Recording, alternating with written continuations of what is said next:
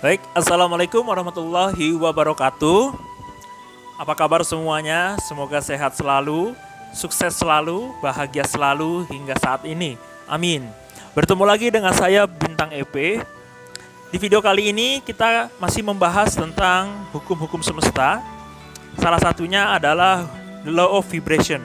Mungkin Anda sudah tidak asing lagi dengan the law of vibration atau hukum getaran pikiran atau getaran rasa, getaran emosi. Dalam hukum kuantum ini akan mempengaruhi perilaku yang dapat menyebabkan sebuah realita ikut terjadi. Bunyi hukum ini sebetulnya sederhana. Getaran pikiran dan pancaran rasa emosi seseorang yang mempengaruhi perilaku kuantum yang menyebabkan sebuah realita itu terjadi.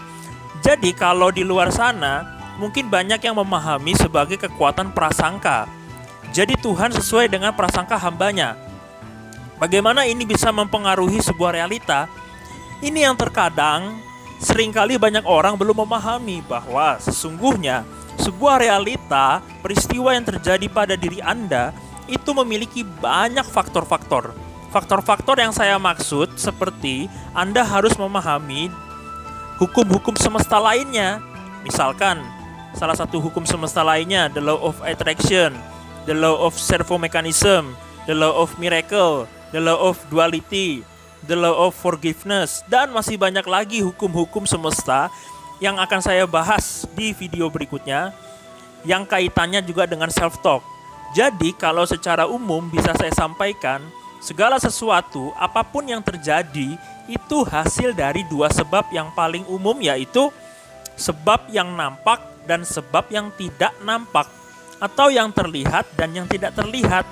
Jadi yang terlihat itu yang kelihatan secara langsung oleh mata kita, yang nyata faktanya hasil dari seseorang melakukan sesuatu dan lain sebagainya. Tapi hasil dari yang nampak itu, apapun yang terjadi itu pasti juga ada sebabnya. Yang bisa mempengaruhi itu terjadi, itu apapun itu pasti ada sebabnya. Di mana itu disebut juga sebagai sesuatu yang tidak nampak. Jadi hukum-hukum semesta lainnya seperti the law of attraction, the law of miracle, duality, forgiveness, dan lain sebagainya, itu adalah faktor-faktor yang dapat mempengaruhi hasil pula. Jadi tidak bisa Anda serta-merta sudah jago semua. Misalkan Anda jago the law of vibration ini, hukum-hukum semesta lainnya seperti the law of attraction, Anda tidak selaras, tidak sesuai, ya itu sama aja bohong. Jadi akhirnya sesuatu yang Anda inginkan tidak bisa terwujud nyata. Contoh, Anda jago dan menguasai hukum the law of attraction, yakni hukum kekuatan pikiran. Anda sudah paham dan Anda sudah selaras, tapi Anda tidak melakukan the law of vibration. Pikirannya positif dan terlihat jelas, kepengen ini dan itu, jelas banget apa yang Anda kepengenin kan. Tapi prasangkanya masih negatif, the law of vibrationnya masih negatif atau tidak yakin. Jadi tidak ada hasil apapun juga. Pikirannya terhadap sesuatu yang dituju terlihat jelas, tapi hatinya atau prasangkanya masih tidak yakin.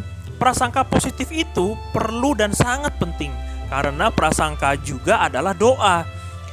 Anda kepada Tuhan itu adalah sebuah doa yang secara tidak langsung dipancarkan melalui prasangka Anda untuk membuat Tuhan mengikuti prasangka Anda sebagai hambanya. Jadi the law of vibration ini adalah salah satu hukum semesta yang dapat mempengaruhi keinginan Anda tercapai. Anda ingin apa ya terserah, hanya Anda yang tahu, nah, kan? Tapi yang jelas begini, ketika Anda memahami bahwa Anda memiliki kontribusi, memiliki peran, memiliki andil dalam proses penciptaan sesuatu, dan Anda menyadari bahwa Anda juga sebagai CEO kreator dari skenario kisah kehidupan Anda sebagai penulis skenario, Anda sebagai sutradara kehidupan, riwayat film kehidupan Anda sendiri di bumi ini. Ini pernah saya bahas di evolusi kesadaran, di video evolusi kesadaran, maksudnya bahwa Anda juga bisa menciptakan sesuatu. Maka disinilah letak tanggung jawab Anda. Harus Anda pahami bahwa Anda punya sesuatu yang bisa Anda eksplorasi, sehingga apa yang ada di dalam diri Anda atau your power yang ada di dalam diri Anda, itu semuanya bisa keluar dan bisa Anda gunakan untuk mengeksplor semuanya. Dan itu berfungsi untuk membantu Anda, mempermudah Anda untuk mendapatkan sesuatu yang Anda inginkan. Nah, dalam The Law of Vibration ini seringkali banyak dibahas bagaimana seseorang harus belajar bagaimana seseorang berprasangka positif. Dan juga mengelola perasaannya sedemikian rupa sehingga nantinya diharapkan akan apa yang terjadi, segala sesuatu apa yang hadir dalam hidupnya itu sesuai dengan apa yang ada di pikirannya dan sesuai dengan keyakinan prasangkanya. Namun masalahnya banyak orang di luar sana ketika menginginkan sesuatu, dia sendiri tidak mampu untuk membuat gambaran-gambaran hidupnya dalam pikirannya dan mengubah emosi-emosi dalam hatinya itu, baik yaitu emosi buruk atau emosi sampah-sampah negatif. Dan itu tidak banyak orang seperti itu yang bisa mengubah emosi negatif menjadi emosi yang memberdaya hidupnya sendiri. Banyak orang belum bisa mengubah emosi dan melakukan hal ini, sehingga yang sering terjadi adalah prasangka-prasangka yang muncul adalah prasangka negatif yang melemahkan hidupnya dan memperburuk hidupnya sendiri. Dan itu akan mempengaruhi pikiran ikut berpikir buruk. Ketika sesungguhnya bersyukur, ada hadis kursi yang mengatakan bahwa aku sesuai prasangka hambaku. Harusnya kita bersyukur ada hadis seperti itu. Jadi Tuhan sesuai prasangka hambanya. Coba kalau misalkan aku sesuai pikiran hambaku atau sesuai dengan the law of attraction, apa yang terjadi? Mungkin banyak orang yang mengalami kehidupan yang tidak karu-karuan.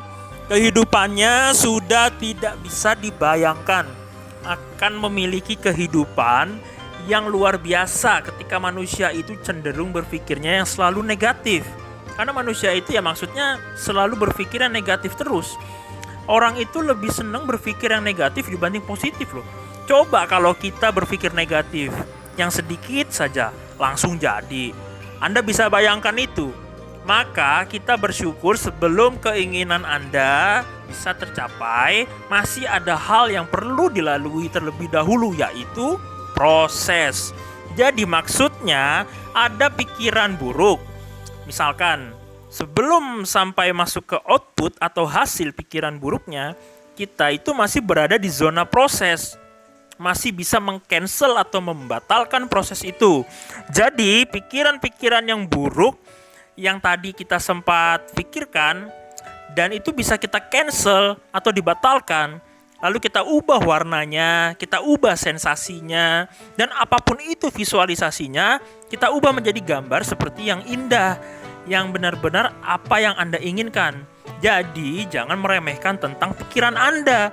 Bahkan sering dikatakan di luar sana, Anda adalah apa yang Anda pikirkan. Artinya apa? Kehidupan Anda itu sesuai dengan apa yang Anda proyeksikan dalam pikiran. Karena kehidupan Anda itu, karakter Anda itu sesuai dengan gambaran proyeksi yang Anda pikirkan.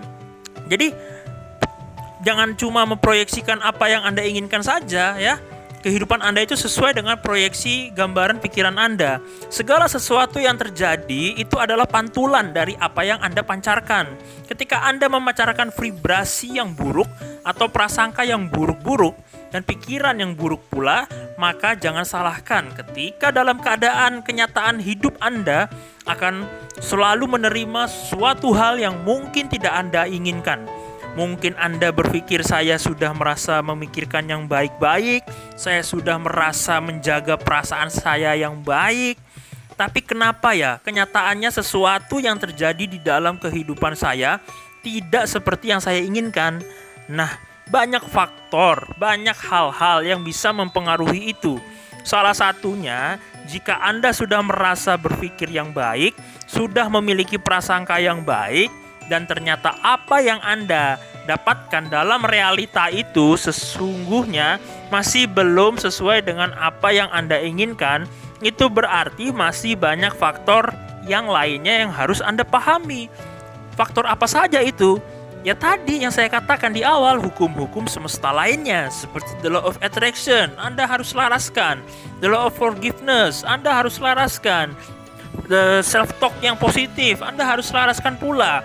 Dan faktor-faktor lainnya pula, the law of hukum semesta lainnya, Anda harus selaraskan dengan diri Anda. Apakah Anda sudah selaras dengan itu semua? Itu yang jadi pertanyaan.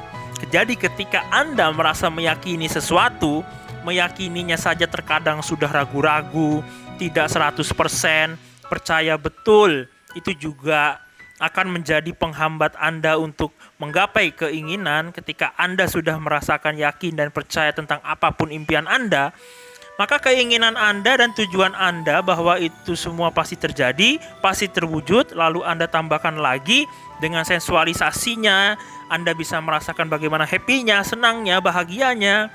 Dan ketika Anda belum mendapatkan sesuatu yang Anda inginkan, tapi Anda sudah merasakan senangnya terlebih dahulu, bayangkan betapa bahagianya vibrasi getaran energi, padahal keinginan Anda belum terwujud, tapi Anda sudah merayakan dan membahagiakan diri Anda terlebih dahulu. Jadi ketika udah seperti ini, semestinya harusnya ada dong bukti nyatanya, harusnya ada dong realitanya. Nah, inilah yang seringkali banyak orang menganggap bahwa the law of vibration ini satu-satunya yang menjadi solusi kehidupan permasalahan seseorang.